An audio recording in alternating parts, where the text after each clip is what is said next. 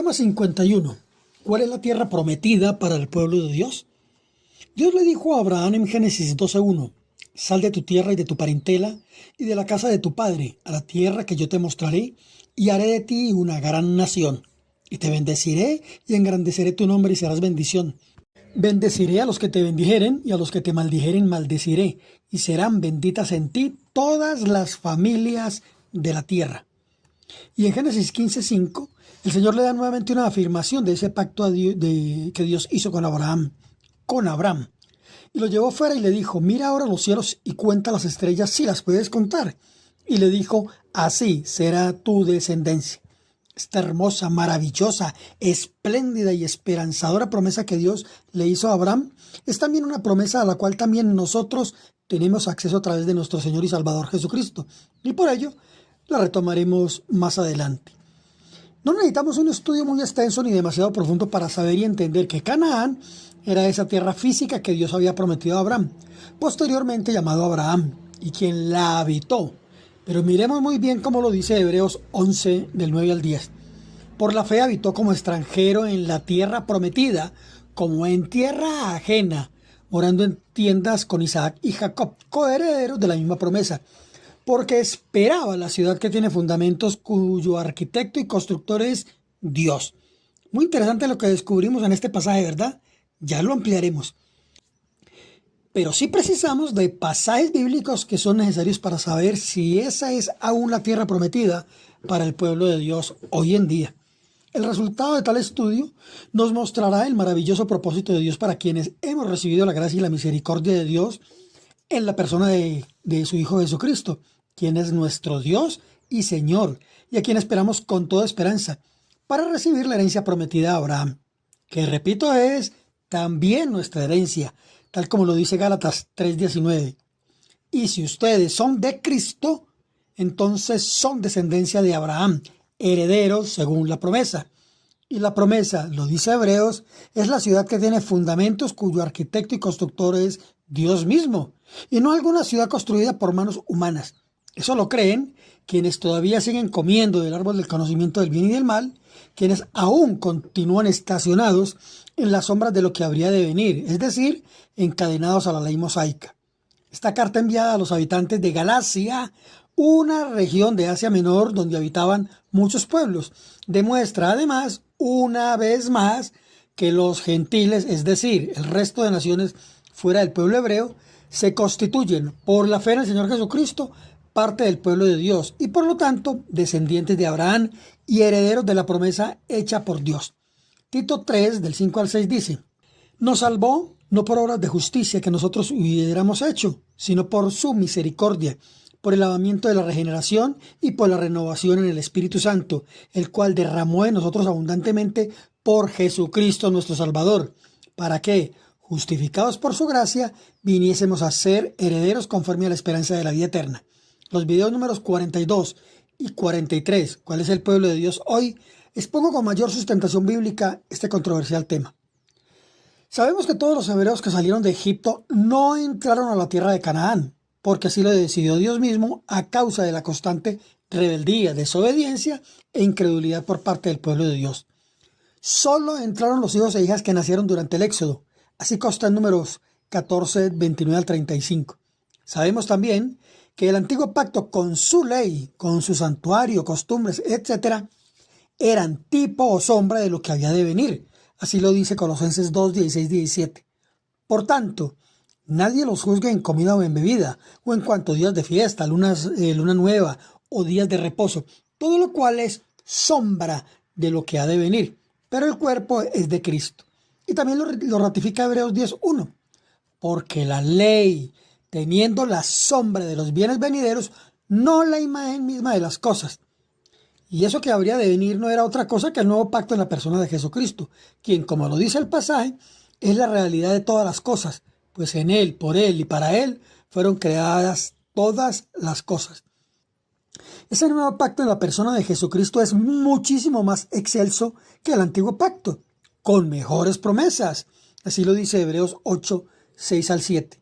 Pero ahora tanto mejor ministerio es el suyo, cuanto es mediador de un mejor pacto, establecido sobre mejores promesas.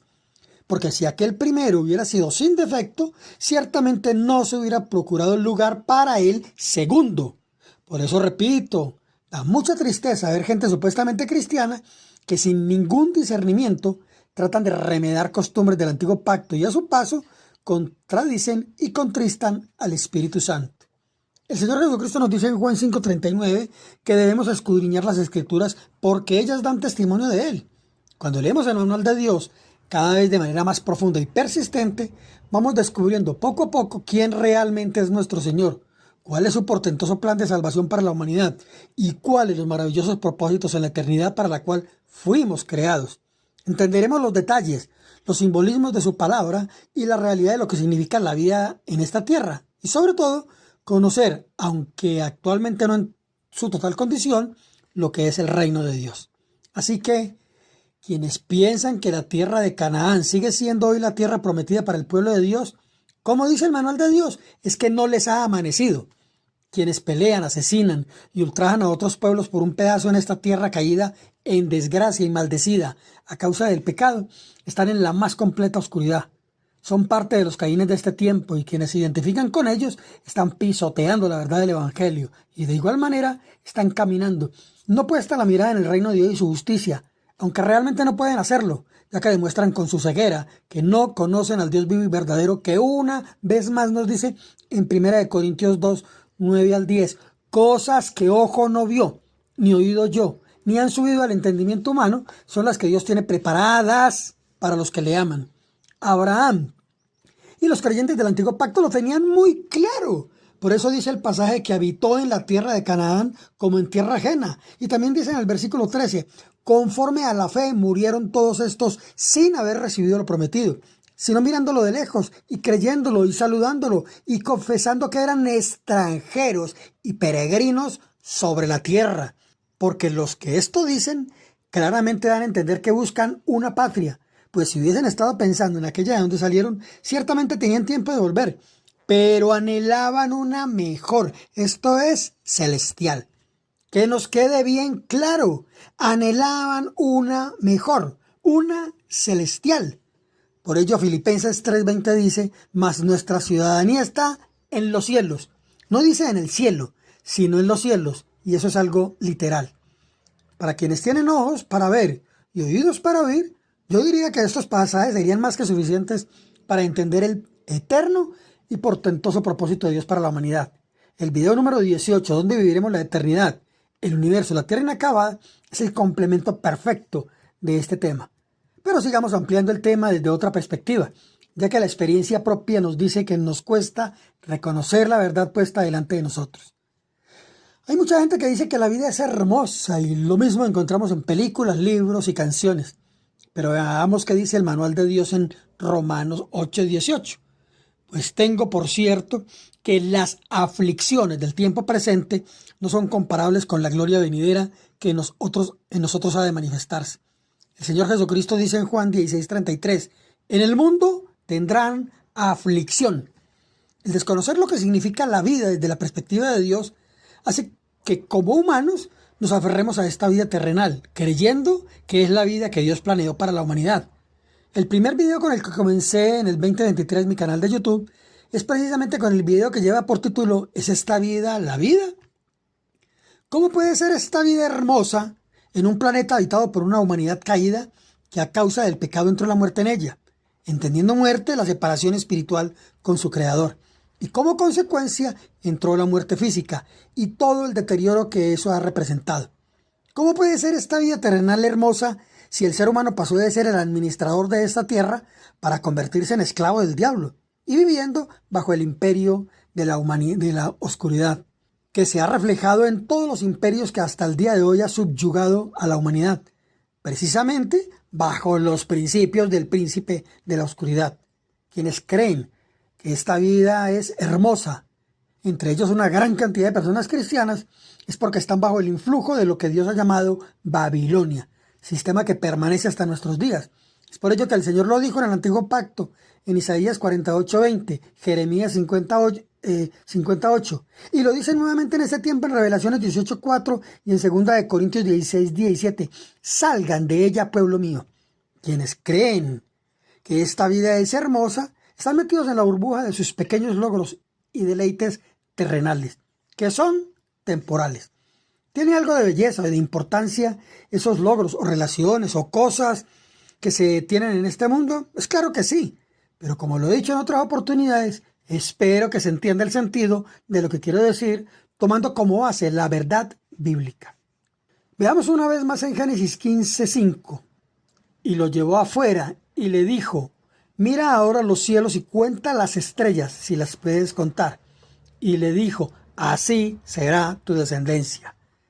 Creo que todas las personas que confesamos a Jesucristo como nuestro Dios y Señor debemos igualmente ser llevados afuera por Él, sacarnos de nuestras burbujas terrenales, llevarnos afuera de ese sistema de oscuridad que nos ha cegado con sus luces artificiales de vanagloria y perversión, sacarnos a donde no podamos escuchar el susurro mentiroso del diablo que nos hace decirle a lo bueno malo y a lo malo bueno, porque sí, decirle bueno a este mundo caído en la maldad, en donde lo bueno es solo una apariencia y la maldad es una norma constante. Por ello, el Señor dice en Isaías 64:6 que aún las cosas buenas de este mundo son como trapos de inmundicia. Es necesario que podamos mirar los cielos y las estrellas en una noche despejada y entender que esa es la promesa de Dios para nosotros.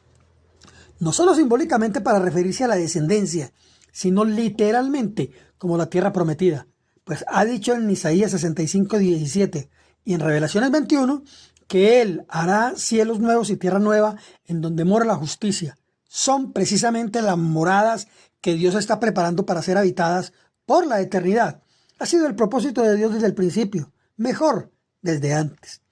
Nosotros también, como extranjeros en esta tierra, anhelamos esa patria celestial prometida por Dios, las moradas eternas que Dios está preparando para ser manifestadas una vez termine el tiempo señalado por Dios para este mundo caído, cuya vida es toda una aflicción, y entonces disfrutaremos de la vida eterna, la cual está definida en Juan 17:3.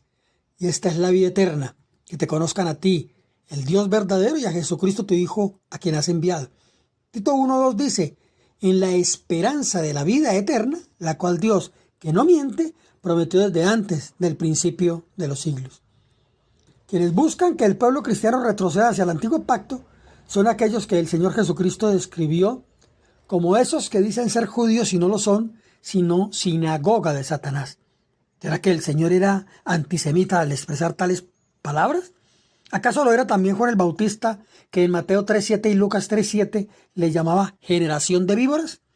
Válido también para nuestro tiempo decir: esos que se dicen ser israelitas y no lo son quienes astutamente y bajo la ignorante complicidad de gran parte del pueblo cristiano usan el engaño, la manipulación de las emociones, al punto extremo de hacerles defender todo lo que Dios condena. ¿A quién se le puede ocurrir que el Dios Santo, que ha dicho no matarás, no robarás, y que el Señor Jesucristo dice en Mateo 5:43, amarás a tus enemigos, tolere de parte de quienes fuesen su pueblo el robar y matar en este tiempo? Para mí fue difícil en mis primeros años como cristiano entender por qué Dios mismo mandaba en el antiguo pacto acabar con pueblos enteros. En el video número 22, el diluvio de los gigantes, explico el tema y creo que queda muy clara la respuesta a esa inquietud. Desde el primer siglo los apóstoles ya hacían una advertencia contra los judaizantes. Repito, no es una expresión surgida en el último tiempo. Veamos Tito 1:14b.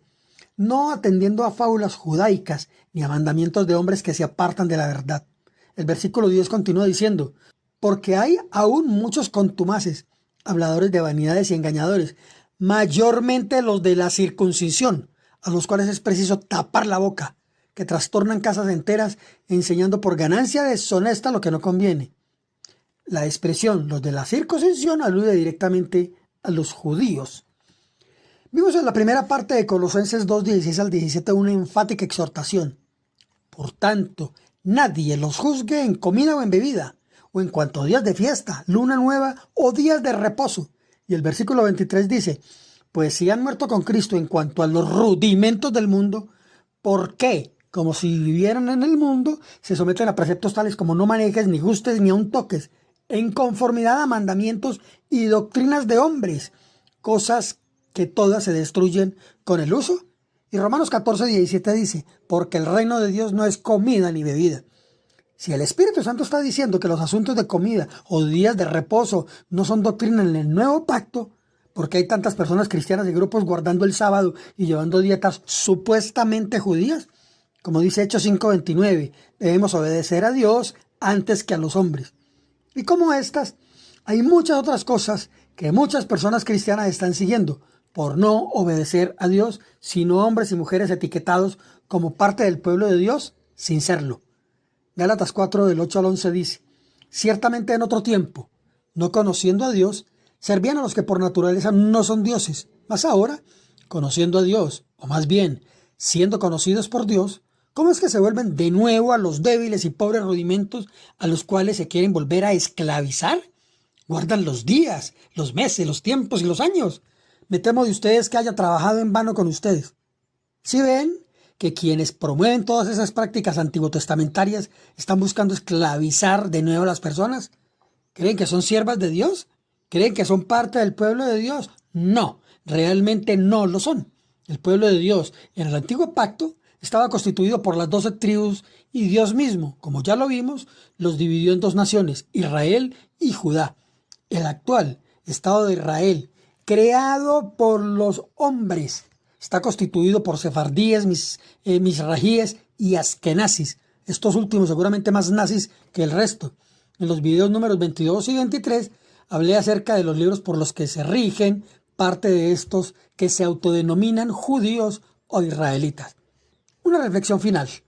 El Señor Jesucristo dice de nosotros, su pueblo, quienes somos parte de su templo, que como piedras vivas debemos ser luz en este mundo de oscuridad.